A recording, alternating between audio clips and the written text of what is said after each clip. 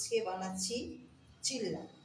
তার জন্যে লাগছে উপকরণ হচ্ছে গাজর, ক্যাপসিকাম, পেঁয়াজ, কাঁচা লঙ্কা, বিনস। এগুলো আমি ভালো করে ধুয়ে নিয়ে এবার এই যে গ্রেটারে করে গ্রেট করবো। গ্রেটারে করে এটা দিয়ে গ্রেট করবো। এগুলো সব ছোটো ছোটো করে কুচিয়ে নেবো। গাজরটা শুধু এর মধ্যে গ্রেট করে নেবো আর ক্যাপসিকামটা গ্রেট করে নেবো। আর লাগছে এই যে বেসন লাগছে, আর লাগছে ময়দা, আর লাগছে একটু নুন। এই দিয়ে হয়ে যাবে আজকের চিল্লা। ঠিক আছে, আপনারা দেখুন আমি কীভাবে বানাই। এই গাজরটাকে নিয়ে আমি এভাবে গ্রেটারে করে একটু গ্রেট করে দিচ্ছি।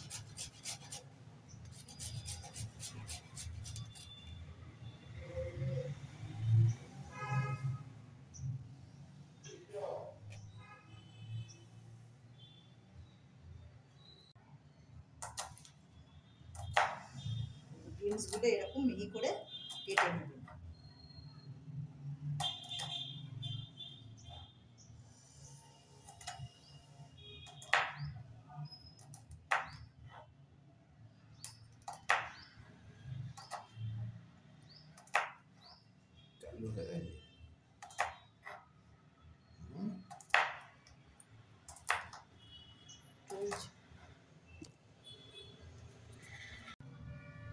যত মিহি করে আনাজগুলো কাটবেন তত ভালো লাগবে খেতে। এবার পেঁয়াজ কাটা হচ্ছে। একটু পর্বতটা আমাকে হেল্প করে দিচ্ছে, আমার হাতটা ব্যথা হয়েছে।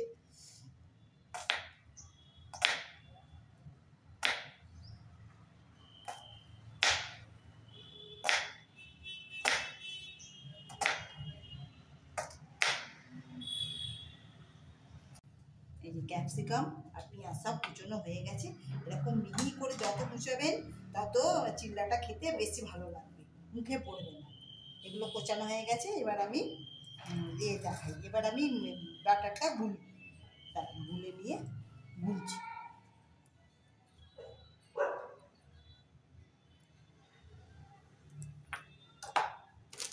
এই যে এক বাটি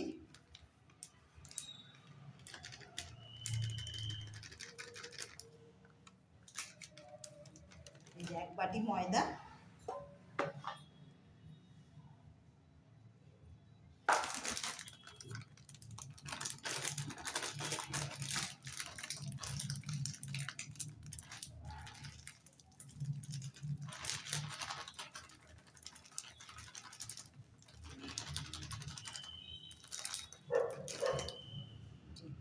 এক বাটি বেসন, আর একটু পরিমাণ মতন এই যে এতটা মতন নুন দিয়ে দিচ্ছি। এই এক চামচ, চা চামচের এক চামচের একটু কম আছে, নুন দিয়ে দিলাম ব্যাস। আর এর মধ্যে কিছু আর এইগুলো সব মেশাবো। দিচ্ছি, এটা ভালো করে মেখে নিই।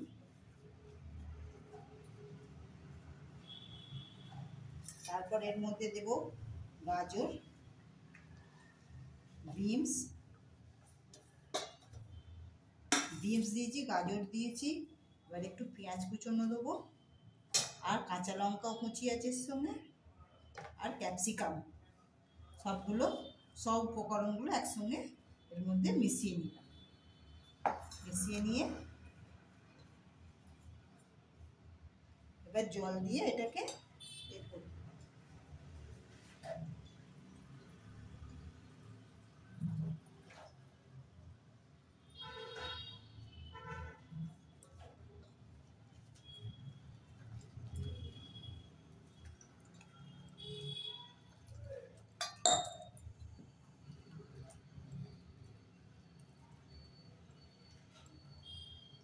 একটু ভালো করে, বেসন দেওয়া আছে তো একটু ভালো করে ওই জন্য ফেটাতে হবে।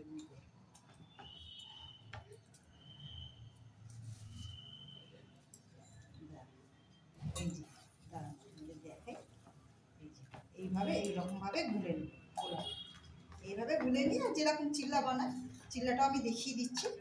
এইভাবে বানাই ব্যাটারটা, এই পাতলা পাতলা এরকমভাবে সবজিগুলো দেওয়া আছে সব এরকমভাবে বানাই।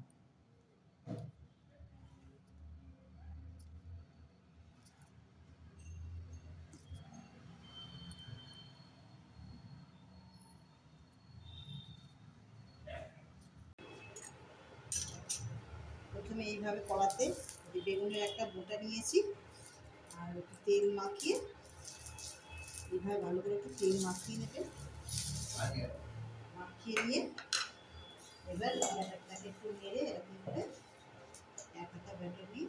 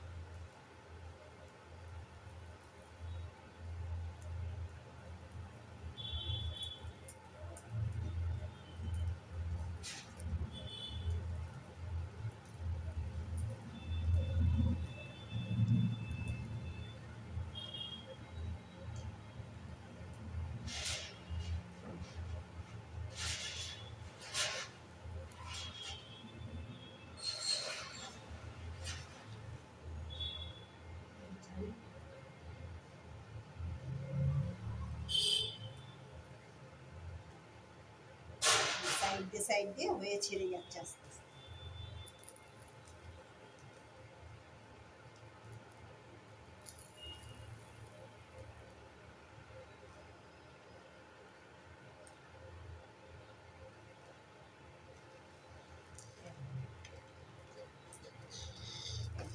ছেড়ে যাবে।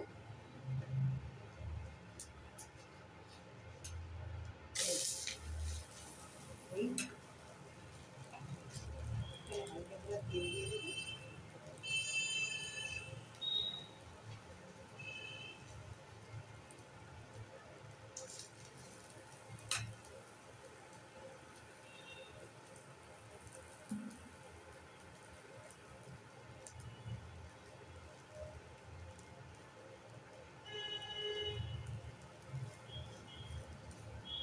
একটু সময় দিতে হবে, একটু তবে ভিতরটা ভালো হবে, না কাঁচা কাঁচা থেকে যাবে, একটু সময় লাগবে।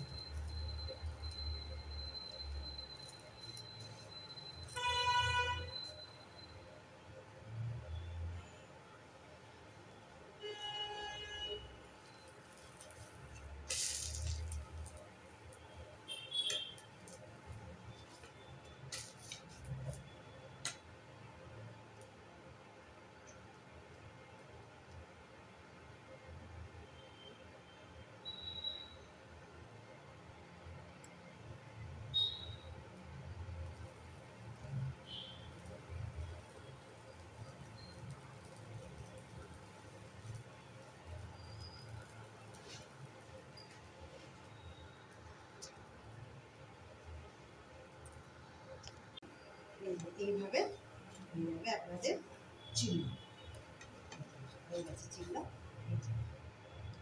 এইভাবে চিল্লা বানিয়ে, ঠিক আছে, চিল্লা বানানো আজকে তাহলে আমাদের দেখা এরকম হলো বলবো। কেমন আছেন সবাই? আমার সংসারে আপনাদের স্বাগত। আজকে সকালবেলা সব কাজকর্ম হয়ে গেছে, ছেলে টিফিন তাড়াতাড়ি করে দিয়েছি, টিফিন খেয়েছিল, অফিসে গেছে। কালকে ছুটি ছিল তো, আজকে অফিস খুলেছে তাড়াতাড়ি গেছে, অফিস খুলেছে টাইমে, ও একটু তাড়াতাড়ি গেছে। আমার সব হয়ে গেছে, টিফিন আমরাও খেয়ে নিয়েছি। এবার দুপুরে রান্না বান্না করবো। দুপুরবেলা দেখি কি রান্না করি, রান্না টান্না করি। চান হয়ে গেছে, পুজো পাঠ হয়ে গেছে, ছেলে যাওয়ার সঙ্গে সঙ্গেই সব করে নিই, ঘর দোর পরিষ্কার টরিষ্কার করে নিই। ঠিক আছে, কালকে তো শিবরাত্রি খুব ভালোই গেল, ভালো করে ঠাকুরের পুজো পাঠ সব করলাম। আর ওখানে তো আমাদের ওখানে থাকতে, যখন কলকাতায় থাকতাম তখন আমরা তো ওখানে সবাই একসঙ্গে পুজো টুজো করতাম, ভালোই লাগতো। শিবরাত্রিটা আমি বরাবরই করি, উপোসটা করি। ঠিক আছে, আবার যাই রান্না টান্না বসাই, বেলা তো হলো। এখানে রোদ উঠেছে, খুব ভালোই রোদ উঠেছে, কিন্তু এখানে রাত্রির থেকে একটু ঠান্ডা লাগে। এখনও খুব যে কটকটে গরম পড়ে গেছে তা নয়, এখন আস্তে আস্তে আবার পরে হয়তো গরম পড়বে। এখনও তো চৈত্র মাস বৈশাখ মাস বাকি আছে, কিরম কী হয়। ঠিক আছে, আবার রান্না বান্না করি, তারপর আবার দেখা হচ্ছে। আজকে কী কী রান্না হয়েছে আপনাদের সঙ্গে একটু শেয়ার করি। আজকে আর দেরি করবো না, কালকে উপোস ছিলাম, তারপরে খেতে দিয়ে দিই, 1:30 তো বাজতেই যায়।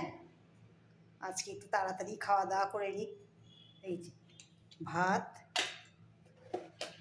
শাক ভাজা, লাউয়ের তরকারি, আর হচ্ছে আলু দিয়ে ডিমের তরকারি।